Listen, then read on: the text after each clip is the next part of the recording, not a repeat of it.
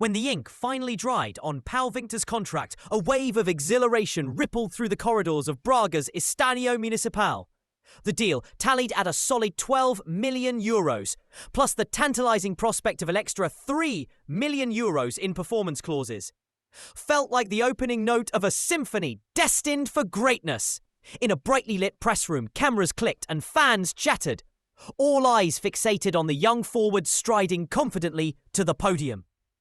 His smile was wide enough to bridge the kilometres he travelled from Catalonia. But his determination ran much deeper.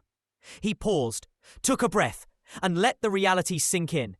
He was officially a Braga player. But what really shaped this moment? What whispered in his ear that Portugal, specifically this ambitious Minho club, was the right next step in his journey? Excitement bubbled in his voice as he recounted the chain of advice that led him here. There was one name at the heart of it all. Raphinha, a seasoned winger now dazzling crowds at Barcelona.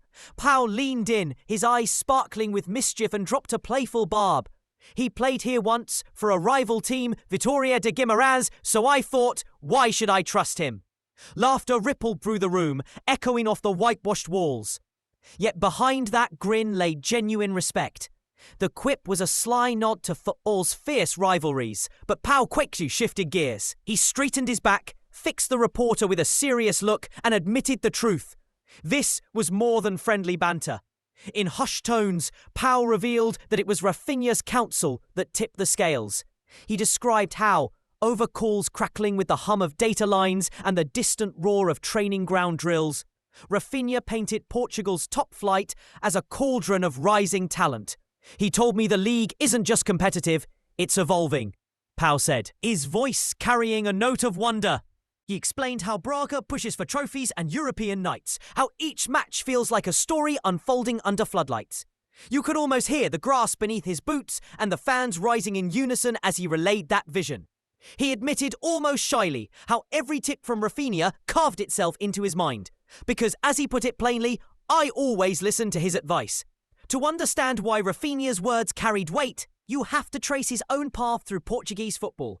Imagine a lithe winger, barely 18, signing for Vitória de Guimarães' B team, a fresh-faced import from Brazil, learning the sharp tang of Portuguese rain on his collar, and the roar of the crowd as his symphony of crosses whipped into the penalty area. He spent a year honing his craft among the reserves before bursting onto the senior scene for 3 unforgettable seasons, leaving defenders in his wake and fans in rapture. Then came the move to Sporting CP, where domestic glory beckoned and European nights turned into memories. When a player with that resume leans forward to say, "This country's league is surging, you pay attention." Pau nodded, acknowledging that few voices in world football spoke with such first-hand authority. As Pau's words lingered in the air, a sense of pride shone through. He spoke of Braga not just as a stepping stone, but as a partner in his growth. "It's incredible to join a club with such clear ambition," he told the assembled media, his tone brimming with reverence. He pictured himself draped in the club's white and red, the crest pressed close to his heart, ready to shoulder its expectations. He swept a hand through his hair, sent a quick glance toward the sunlight filtering through the windows, and confessed that he sensed a responsibility, a promise he intended to honour. He painted Braga as fertile soil where a young talent like himself could sink his roots deep, draw on its history of resilience, and bloom when the time was right. He paused then, as if listening to the echo of his own words. The room fell quiet, waiting for his next thought. Pau pressed on, describing how he planned to repay Braga's faith.